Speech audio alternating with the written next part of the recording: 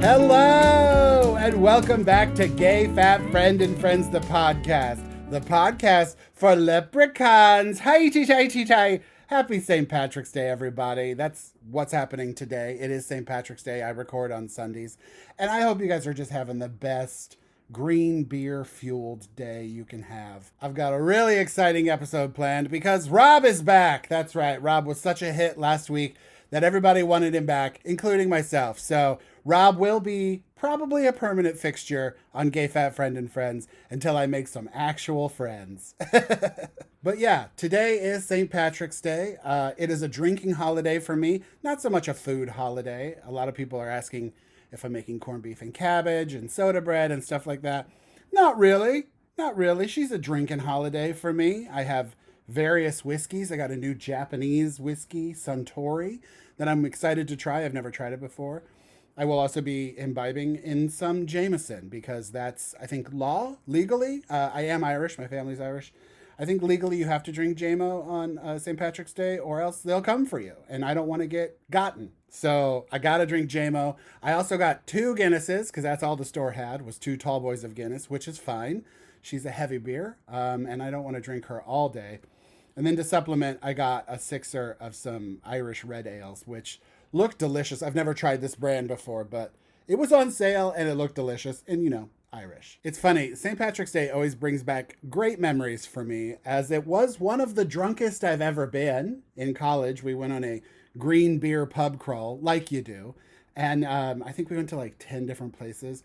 Anyway, I drank more beer that day than I've ever had in my entire life. It was also very green and very dyed.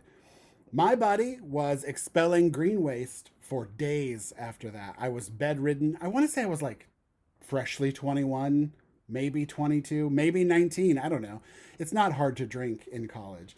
And yeah, I was just so drunk and so hungover and so green for so long. And you know what? I love it. Keep coming back. That's the whole point of the holiday. Megan, if you're out there, you get it. Moving on, I have no housekeeping this week. Housekeeping. Nope, no housekeeping this week. We did such a good job last week. There's nothing to fix this week. Maybe Rob can jog my memory once he gets here, but as far as I can remember, I got nothing to fix and nothing to apologize for. So moving on, the weather in Seattle right now is so beautiful. It's like 68, 69. Nice. Very just the best temperatures you want. It's so nice outside. We spent a lot of time outside yesterday. I worked in the yard a little bit, aka I raked some leaves for 15 minutes, and my body is completely pointless. I am frozen. My joints are achy and solid. This is terrible, you guys. They really should put a warning label on getting old. I know I've talked about it before, but I'm also just classically out of shape right now, which is going to change. I talked about it in another episode, but I am on a fitness and dieting journey right now, mainly just to, you know, be more comfortable and to feel better inside myself. It's not to like lose a ton of weight. It's not to like quote unquote look better. I'm not doing any of that. I'm just trying to be more comfortable in my bones and in my skin. And one of those things is that I'm trying to be way more active, using my exercise bike. I'm going on hikes. I'm getting out there.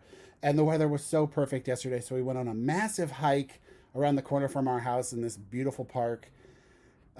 We took Ruby, which was great. That's the other thing. It's nice having a big dog because I used to have a little dog. We used to have a pug, and she did not like to go outside at all. She was an apartment dog. And so now that we have like a big outdoorsy dog, it's fun because she could walk forever. I don't think Ruby would ever want to stop hiking. It's her favorite thing to do. But like, it's like sleep, eat cheese, and then go on hikes. She could do it forever. So we had an amazing, beautiful hike yesterday. And then I came home and worked in the yard. And yeah, I am feeling it today. This 43-year-old body is feeling it. But one thing I noticed yesterday when we were hiking, there are just so many beautiful people in the world, you guys. Just like stunning, gorgeous people to look at. I mean, I think we've had enough. We don't need to keep making these, but whatever, you do you. But yeah, beautiful, beautiful faces out in the world. And it made me think, I saw this doctor on TikTok last week who is gorgeous. Like he's he could be a supermodel. I mean, he's like Brad Pitt times 10, and he's in medical school right now. So I don't know if he's officially a doctor or he's a resident. I don't know how those terms work. It's like football. You're never going to explain it to me. I won't get it. I watched all of Grey's Anatomy, and I still don't know what a resident is. But this doctor on TikTok is so hot. I don't want to go to him. I don't want to go. I don't want hot people doing professional, important things. I don't want a hot pilot. I don't want a hot doctor.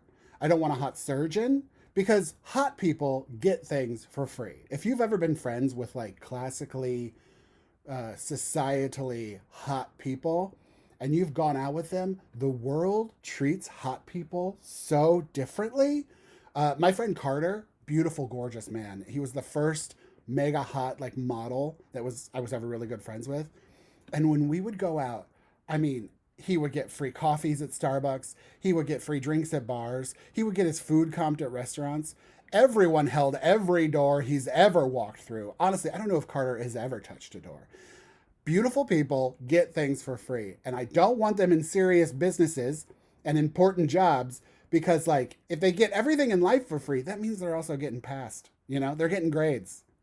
They're getting A's on all their tests. They're passing all these surgical exams because they're hot. And I don't want that. You don't want a hot pilot. I'm not saying they need to be ugly, and I'm not saying they need to be unattractive, but they cannot be hot. If you see someone with just like a muscly, classically statuesque body and a beautiful face and great eyes, get off that plane, okay? That is Boeing personified. You don't want to be around that pilot, because they just got everything in life for no reason. I'm kidding. Of course they worked hard to get where they are, but at the same time, you know what I'm talking about. I'm pretty sure it was a 30 Rock episode too with John Hamm, where like pretty people just get things in life for free. And I won't stand for it in a technical important position, all right? If you are hot and you are thinking about becoming a pilot or a doctor, I highly suggest taking some Uggo pills or moving on and becoming like, you know, a model or a pop star, because that's where you're needed the most. And you guys get it. You all get it. We don't need hot people in those positions. But speaking of hot, like I said earlier, Rob is back. So without further ado, let's take a break and come back with Little Robbie Man. And we're back. Look who's here. Hi. Rob. He came all the way from the upstairs. Thank you for having me back. Well, don't just thank me, thank the audience. Everybody fell in love with you. Well, I had a really good time. It was fun to get to do podcasting again. It's been a minute. Yeah, I mean, it's so funny. I have done a million podcasts, but this is my first podcast that I've owned. Meanwhile, you've done 2? Yeah, this is and several episodes of each? Yeah, I was on a podcast years ago. I want to say back when podcasting wasn't done by everybody yet, but it wasn't, as big of a thing yet. I mean, it was the dawn of podcasting for sure. Yeah, it was probably like, 2013 or something? Mm-hmm. It was a while ago. And did about 200 episodes of that one. I can't believe you guys did 200 episodes. Yeah, that's crazy. It was a lot. I was a regular co-host. There were 3 of us on that one. And yeah, kind of the cast changed over the years. Even it was an evolving thing, but yeah, over 200 episodes of that one, and then and that was a comedy like a comedy kind of nerdy pop culture podcast. It was me with 2 stand-ups. Like the other hosts were always stand-ups, and I got to be a guest like 3 or 4 times. Yeah, you were a regular on that one was fun. Too. And then your other podcast with our friend Satine. Yeah, and then I did a podcast with my best friend about video gaming and nerd culture stuff through an LGBTQ plus lens. We did over 100 episodes of that one as well, and then that's crazy. The pandemic shut us down on that one. But yeah, it was such a bummer because it was a good excuse to like kind of see a friend once a week. Yeah, and just kind of get to gab about stuff that we were excited about. But yeah, the pandemic kind of shut us down. We just never really got back into it. Well, and now you're back. Yeah, no, and it's fun to have an opportunity to yell into a mic more than once a year. It's nice. Podcast king. So it was funny. I was thinking, I was like, what are we going to talk about today? And I always tell the story of how we met, but like I always tell the story of how we met. Yeah. And I'm kind of curious, like your story of how we met. Like, I can never remember, like, what you were doing that night. Because I was like, he was at a party or something, but it was something specific. Yeah, no, it was something very specific. Okay, so when we met, I was 28. I believe. Yeah. I was And 31. and I don't know. I've been through a couple of long relationships. Like I had relationships before that were 2.5, 3.5 years long. And at that point, I'd started doing a couple of, or I was just doing just casual dating, and it was really frustrating. I was meeting nothing but crazy people. And flakes, and just kind of the last people in WeHo that I hadn't already dated before. That that saw me as someone who is 5'4". I am invisible to a lot of people.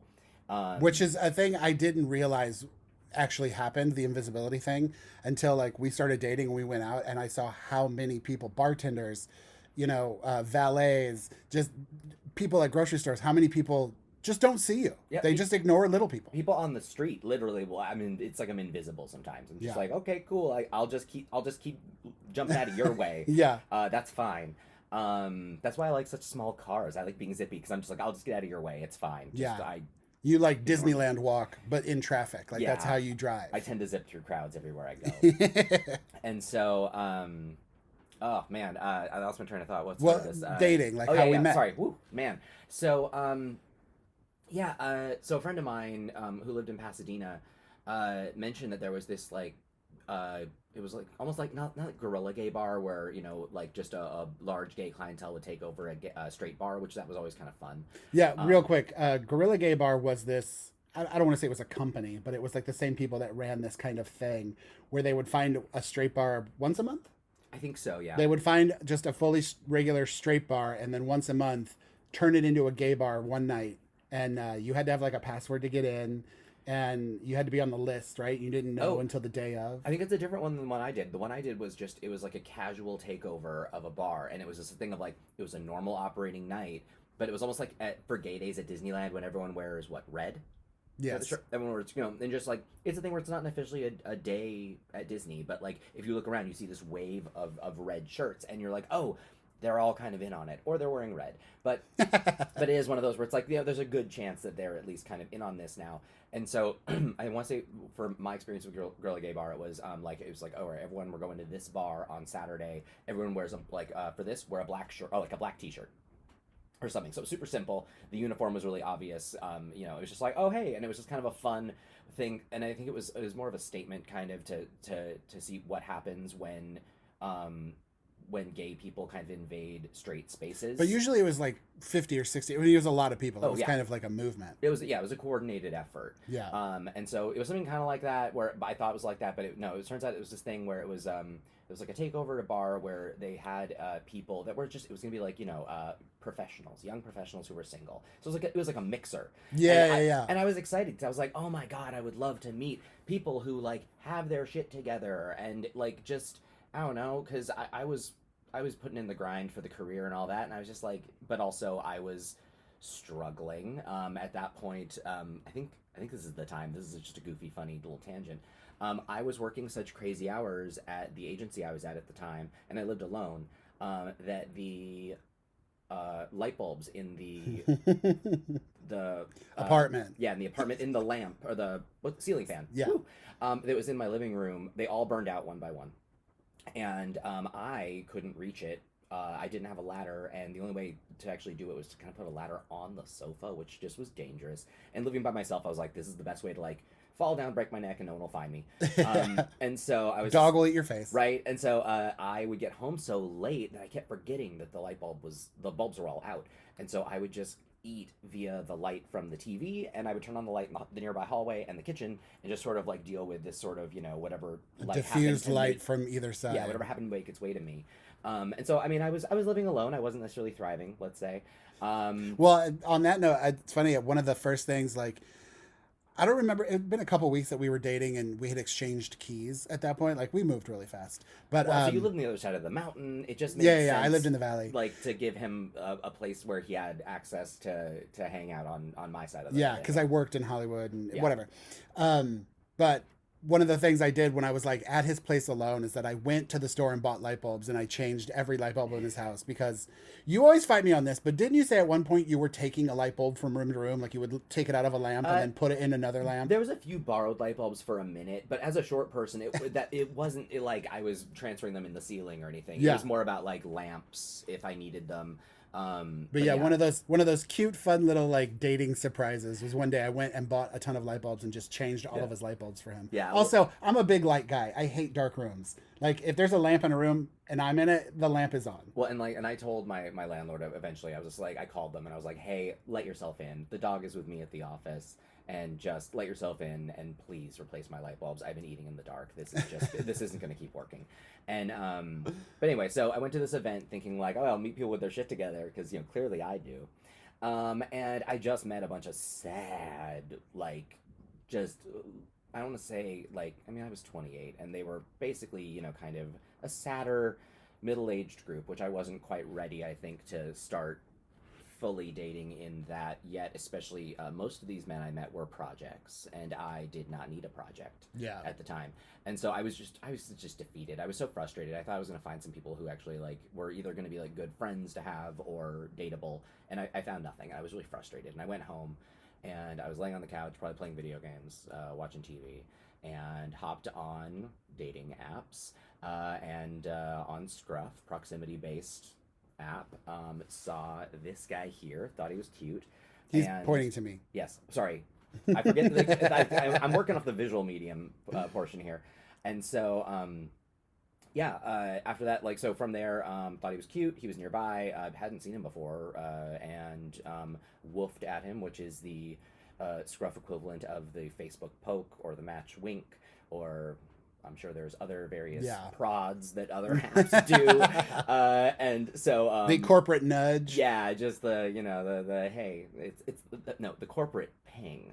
Oh, is that what it is now? Well, I don't know. I ping people at work. That's okay. That's the thing I do. But like that's without words. Like when you ping someone, it's just like, hey. Well, I mean, a ping, I guess, is that's a more informal of like, it can be a call, it can be anything. Just like contacting someone is pinging them. Gotcha. But anywho, so I reached out. It was late. It was early, depending on who you are.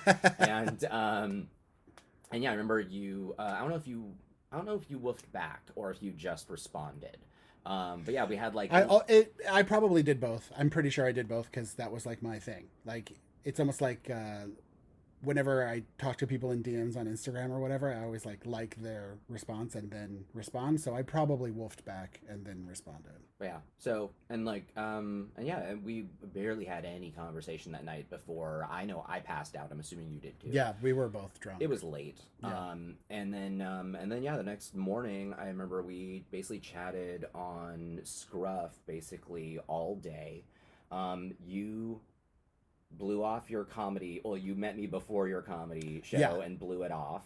So we could hang out at that coffee place, which is now gone to and become a different coffee place. It's still coffee, like you do in LA. And then the next day we took it off Scruff and went to Text. And like I remember that day I was cleaning my apartment and you were confused why I was doing it shirtless, because I lived alone, and why would you not? Yeah, well, so another fun thing about the dawn of our relationship is that we never sexted ever. Like we never sent nudes. We never talked the most dirty. PG conversation. It wasn't even PG-13. It was, I mean, maybe because of swears. Like, we just like talked, and that was what was so refreshing and so nice, is that neither of us brought up sex at all, and it was great. We were dating. We weren't like we weren't hooking up. We were dating. Yeah, and but he did, like, we sent each other pictures of like what we were doing and stuff like that, and he sent me a selfie holding up a receipt. Okay, because so while I was cleaning, I was thinking, this is probably very telling about who I am. But let's just say it's me being sentimental. It's not hoarding. It's sentimental. Well, and I'm proud of being. I want to say, I'm not bleeding edge, but I'm proud of often being ahead of the curve when it comes to discovering music and stuff. I was that person who liked the band before they were cool. Sorry. But Sigur Rós, the Icelandic band that sings in a combination of Icelandic English and gibberish, their album, I'm not going to try to say it, it translates to Victory Rose, or New Beginning.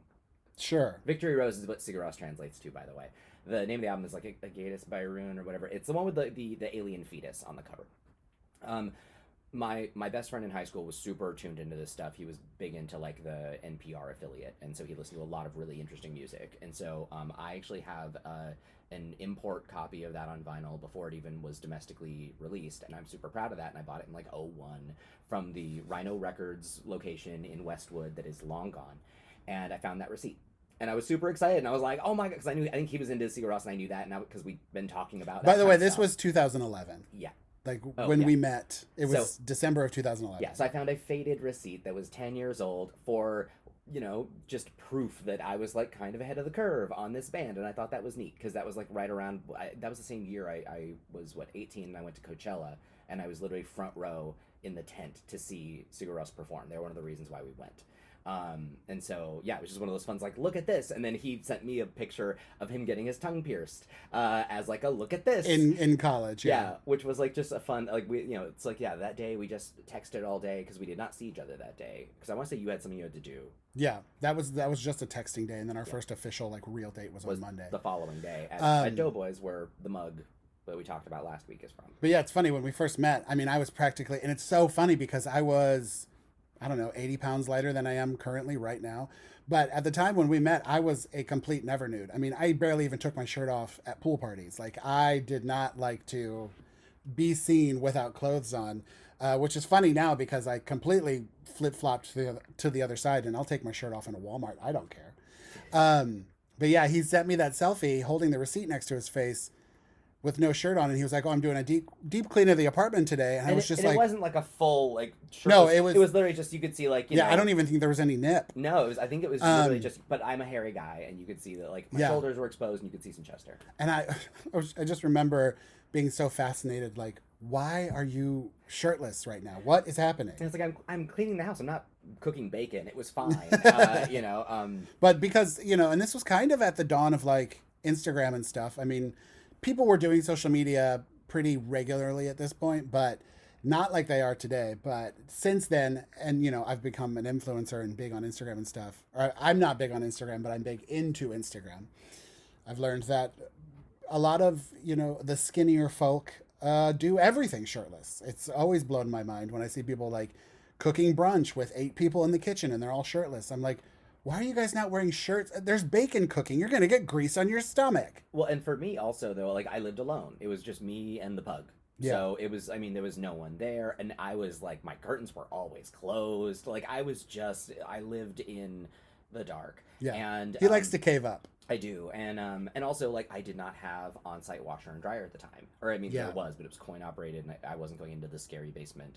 I would have rather loaded up the car with laundry and driven across town to go visit the folks. Oh my God, your building did have a scary basement washer. I used it once. Didn't have one washer and one dryer? Yes. And they were coin operated for a building of what, 50 units? No. When we met, 25? No, it was only like, I think it was like maybe 12. It wasn't that many units. Really? Yeah, because like some of them were, I think, were 2-bedroom. Like there were some big ones. Oh, okay. But yeah, there was. Because it's like, I just remember it's a very long building with like lots of doors down a hallway. And it was 2 floors. But yeah, I want to say, let's be generous and let's say like maybe 20. Yeah. Like it wasn't a ton. One rusty old coin operated washer and one rusty old coin operated dryer in like a scary basement in LA, which basements don't really exist. So that was weird too. Yeah.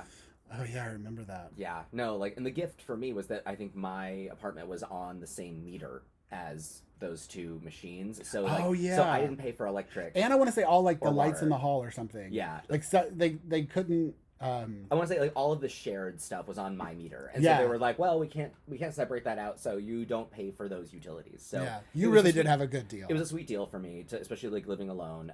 And yeah, especially like when you don't want to do laundry.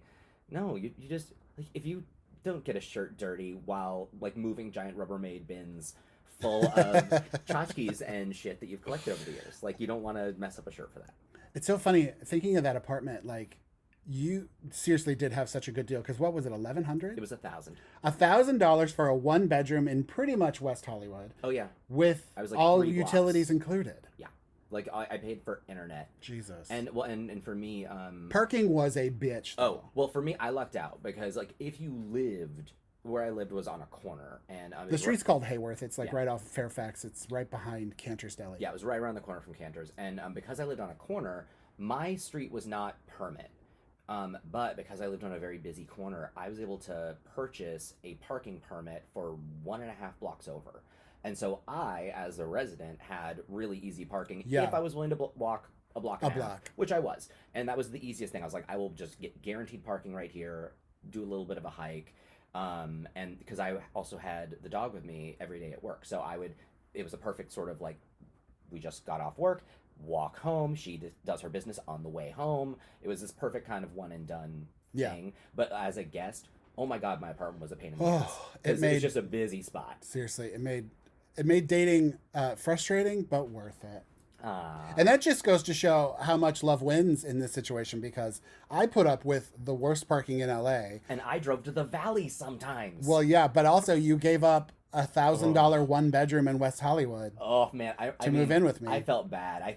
There were threats when we moved in together. I was like, this better work out. I've given up the most plum apartment. Seriously. Well, and I was able to at least get it to a friend when I moved out. He did not get the same price I did though. He got like a slightly adjusted, not fully. But I bet compared to 2024, it was still. Oh man, no. And it was rent controlled.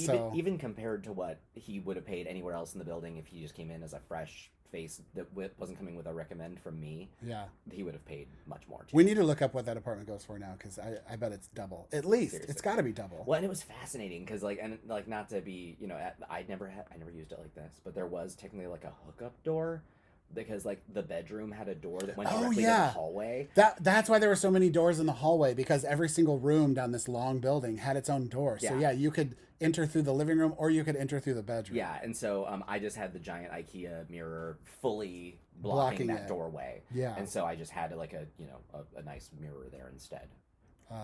Those were the days. If you want to go see where the dawn of our love started, it's on the corner of Hayworth and Oakwood, right behind Cantor's. And wait, okay, I'm curious. Not to draw anyone to any sort of stuff you've made from the past that maybe you wouldn't want people to see, but is it the same YouTube channel that this show is on that has some of the sketch video stuff that we did in that apartment and on the yard with Braddock? Yes, but it's all privatized. Like, it's not public. Yeah, I Super forgot we did content. Yeah, like seriously, this was like obviously way before TikTok, way before Instagram did video. Like the only video content was YouTube. And, my friends and I were all comedians and sketch artists and stuff, so we tried to film like some sketch comedy. We started like a sketch comedy troupe on YouTube. But clearly, didn't work out. But we did film some funny sketches, but I took them all. Well, they're on this channel, but they're all privatized. Maybe I'll unprivate them for this if people want to see it. I wasn't trying to pressure you at all. It's just, we're digging up the past, Rob, and sometimes trauma comes with that. Well, it's funny because even like in a recent trip to Los Angeles for work, I immediately called Todd back home, and I was just like, you won't believe what is gone, because there was an entire like corner that was a 2-story shopping complex, a freestanding bank. It was just a lot of stuff. Yeah, and it's Sunset and Crescent Heights. And it's where our McDonald's was. And so I had to call and be like, our McDonald's is gone. He's like, oh, it's closed? I was like, no, it's gone. Like, leveled. And he's like, everything? And I was like, even the freestanding bank is gone. Like, it's they're doing something, but it's gone. And then, but it's funny because he was like, wait, hold on. And I actually brought up like an old sketch comedy video of his that like predates us even as like a reference for location, just because it's like, LA has like, I don't want to say, we know where all the bodies are buried, but like there's so many little stories all over that city that we have. Yeah, especially like in West Hollywood and Hollywood, we drive through and we definitely like, oh, that's where that happened. Remember when that happened there? Remember when who did that there? We have a lot of. We could do a guided tour of LA. Right. Well, and especially like if you care about like our personal history, like there's a lot of little stuff, because even like the Virgin Megastore on Sunset, store number 1, I worked there for a little over a year. And it was incredible, but like that's the place that was my springboard to working for record labels, which like that in turn got me into doing what I do now. And so like it's crazy, like and also even like I went to that Virgin Megastore when I was in high school, and it wowed me like whenever we came down to Los Angeles. So like lots of little stuff. A lot of the seeds of our lives were planted around that neighborhood. Yeah. By the way, it's St. Patrick's Day, and I just realized you're not wearing green, so you're getting a pinch. Ah! He's very ticklish. Oh, sorry, as I like totally redlined while yelling. All right, well, I think it was fun to hear the dawn of our relationship again, Yeah. told from someone else, because like I feel like I'm always the one telling it. But I think it's a great time to move on to our final segment, which is what's your order? What's your The order? question is it a place that we go to? It has to be, because I want to say there's only like 2 restaurants in here. By the For a way, refill. if this is your first time listening to the podcast, I have my trusty blue Rip and Dip shoebox filled with America's favorite fast food restaurants. And every week I pick out a different restaurant and tell you what my order is there, because let's face it, everyone has the same order at every restaurant they go to. People don't usually just order willy-nilly off menu like a crazy person. Which it is funny though, because I am that person that often has like 2 things at every place, and he looks at me like I'm a crazy person. But He's like, what is it today? This is what, episode 10. So we've already done 9, but there's still some heavy hitters in this box that we have not gotten to yet. So I think probably today we're going to get a pretty massive, Like a top 5. yeah, like biggest fast food in the country kind of thing. So here we go. Let's shake it up. And all right, today's restaurant order is for Jack in the Box. Bam, bam, bam, bam, bam. Oh man, even last week I mentioned I ate a lot of Jack in the Box in high school. Jack in the Box is a big deal in our house. It is. And it sucks because Jack in the Box was the closest drive-through to our house in LA, the one on Fairfax, because our Taco Bell did not have a drive-through. Which was weird. Which was weird, very California, very LA. But I've noticed like the big burger chain here, Dick's in Seattle. Dick's doesn't have any drive-throughs. They're all walk-up only. Yeah, it's a Dick's drive up, I think. More. Yeah.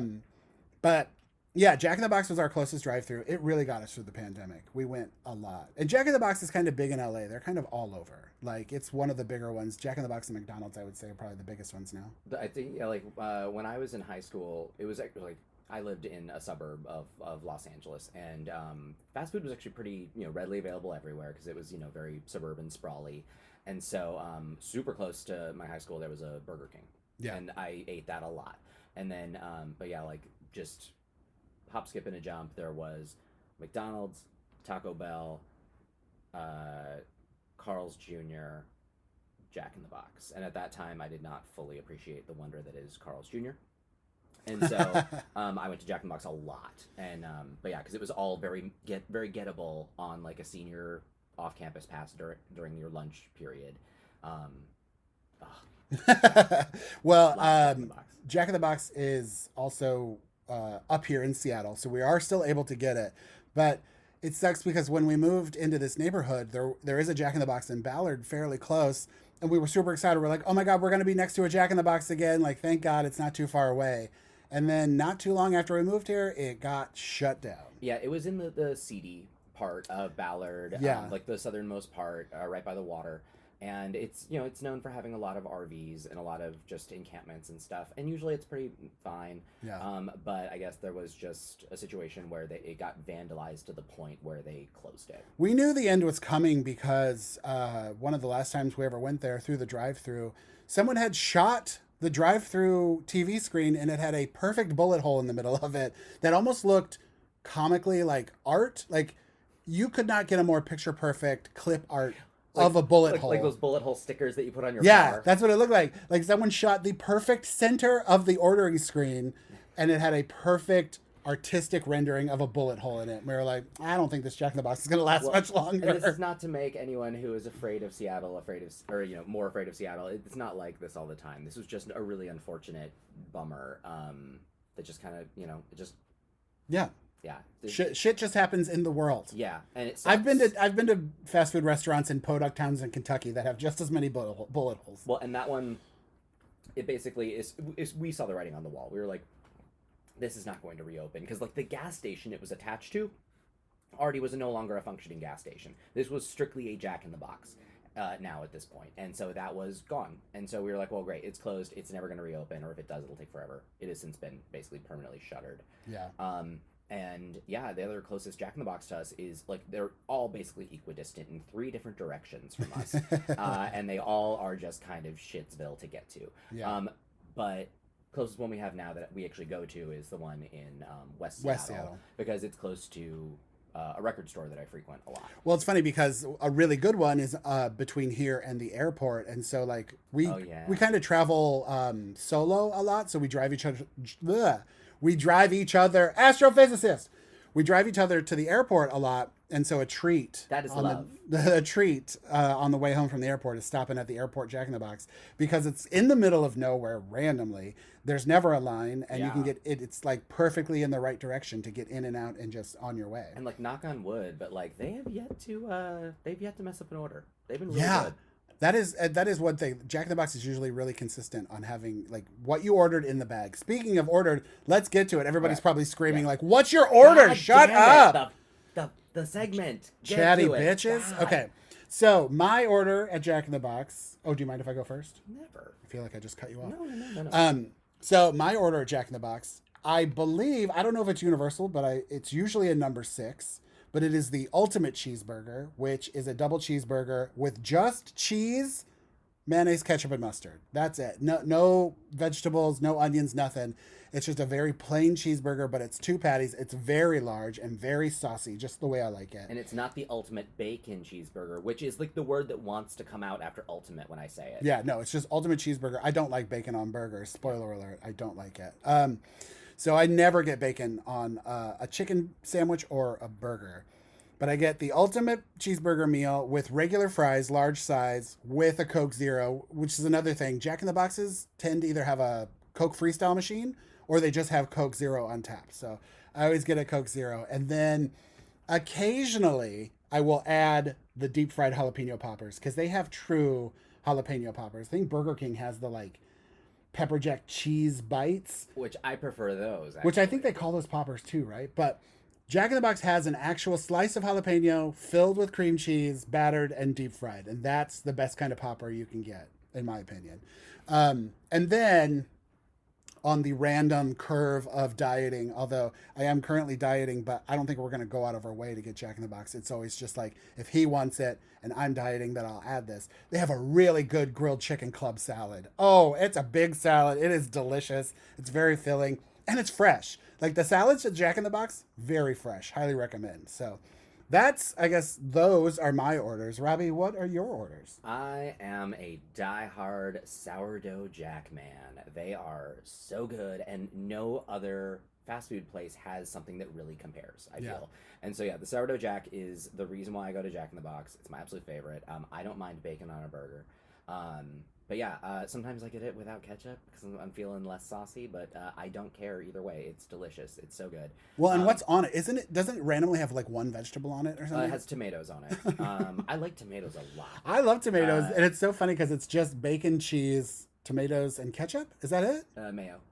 Like that's how it comes? Yeah. Okay, so it does have mayonnaise on it. And I get it with curly fries and large Coke Zero. I usually add the little container of tiny tacos. Oh yeah, that's the newest thing. Oh yeah, Rob loves his tiny tacos, and it comes in like a Chinese food container. It does. Well, and if I am feeling crazy and I want to eat all 13 of those, I can. But like those go in the air fryer really well for a reheat.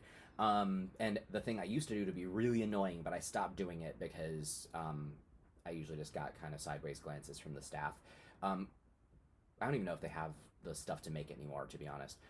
Jack in the Box used to do bacon cheddar potato wedges. Oh, and, those are so good. And I loved those. But like, as much as I enjoy a wedge, I wanted the bacon and the cheddar. I didn't want just that much potato. So I used to get the curly fries with the cheddar and the bacon on them. And if you can communicate like, hey, I would basically want you to prepare the bacon cheddar potato wedges, just sub out the potato for this other one.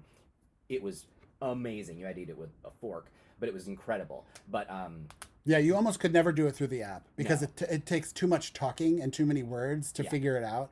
And you could like 50% of the time do it through the drive-through. And I'm really trying to not be that guy who customizes everything everywhere I go because I am complicated. You are a customizer. Yeah, and so at least Jack in the Box is a place where I don't have to, and that is actually like there's bonus points for a place. Or if you do customize a Jack in the Box and it doesn't work, it doesn't ruin your day. Totally. Like yes, like there's something to be said like bonus points when it comes to selecting a fast food place where it's like, oh yeah, if I can order quickly without having to navigate a whole lot of stuff. It's funny, that is one thing that I had never dealt with in a relationship before. Rob is a custom orderer a lot of places, mainly because like he can't have pickles or mustard. It will literally just ruin his life.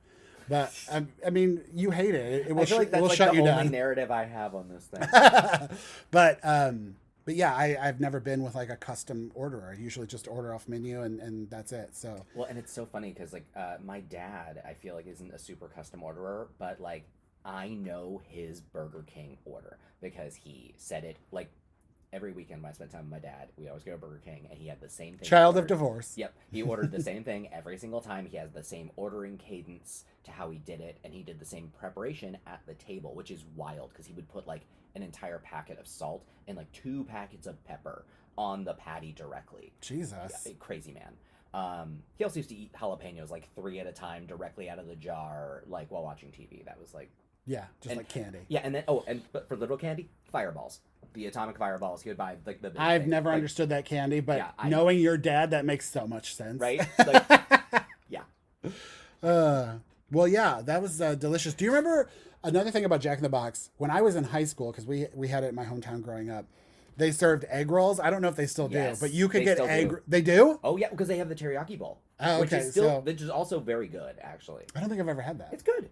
But yeah, the egg rolls. Oh my God, you could just drive through and get egg rolls whenever you wanted. That was a treat. You still can. Like, because I want to say that's good to know. Jack in the Box's side game has always been pretty killer. Plus, they were doing breakfast all day For a before long everyone time. else does. Also, Jack in the Box was kind of the Cheesecake Factory of fast food. Like they had an extensive international menu because you could also get, I don't know if they still have this anymore, but they had the grilled chicken pita pocket, which that was my high school order. I would get that. The chicken fajita pita? Yeah, the chicken fajita pita. I don't think they will ever get rid of that because that's the thing that like my mom. They still always have got. it? Oh yeah, like that's. Oh. I think that's a. I'd be shocked if they didn't because that was like the healthy sandwich option that like my mom would be like, yeah, it's totally it's legal. You know, she spoke 80s and 90s diet ease of like, yeah, it's guilt free, it's legal. Well, next time we go to Jack in the Box when I'm not dieting, I've got to get that because yeah, that was my go-to order in high school was the chicken fajita pita and egg rolls. Oh, that sounds delicious. Well, you know what, everybody, let us know what your order is because, like I said, Jack in the Box has the Cheesecake Factory of fast food menus, and it's very extensive. And let us know if there's something we're missing and that we should try, that we have to try. That buttery Jack does keep tempting me. I mean, you've gotten that before. I think I got it once, Maybe and it was during the good, pandemic. but it wasn't like it wasn't enough for me to betray Old Reliable. Seriously, during the pandemic in 2020 and 2021, it was the closest drive-through to our house. Also, we were big DoorDashers back then because it was so cheap. Yeah, DoorDash was not the weird. DoorDash was luxury so it is now. cheap and fast during the pandemic, and Well, now and- it's like $1,000 and you'll get it in 2 hours. Well, it's funny because we live in such a hilly Yeah. area. Well, also, Seattle is a city that is not built for the amount of cars on the road. Not that Los Angeles is, but Los Angeles learned a deal, and its drivers have adapted. So, like, I do feel like you can at least get delivery stuff quickly in Los Angeles because anyone who drives in LA knows what they're doing. Yeah. And here, good luck to the drivers out there. Not so much. There's a lot of triangle streets here, and there's a lot of like unmarked turns, and people here are almost like deer when they are doing like following directions on GPS. You can tell when someone's a DoorDash driver or a Lyft driver because people just stop in the middle of the road, no blinkers, no hazards, nothing, just stopped because they're like, "Is this my turn?" And you can even see them like looking at their phone, like, "Is this where I'm supposed to turn?" You're like, you're doing the Lord's work, but also "Get out please- of the road!" Please figure your shit out. Anyway, I hope you guys are having a great St. Patrick's Day. Oh yeah, it's St. Patrick's And Day. yeah, I'm gonna pinch you again. Yeah, And I keep forgetting about that. But we're like, gonna oh, it's Guinness time. yeah, we're gonna go get to drinking, and we're gonna spend some time outside because it's beautiful weather here in Seattle, which is very temporary and rare. It's so weird. Well, and yeah, you've learned that if it's available, you take advantage of it. Yeah, Because yeah. Tomorrow, when you're like, oh, I'll do it tomorrow. It'll be nice tomorrow too. No, it won't. If it's sunny and warm, go outside, Seriously, and that's what we're gonna do. Just do it So when you can. thank you so much for listening. Rob will be back next week because, like I said, he's going to be a permanent fixture until I get real friends. And yeah, thanks for listening. I love you guys. Goodbye.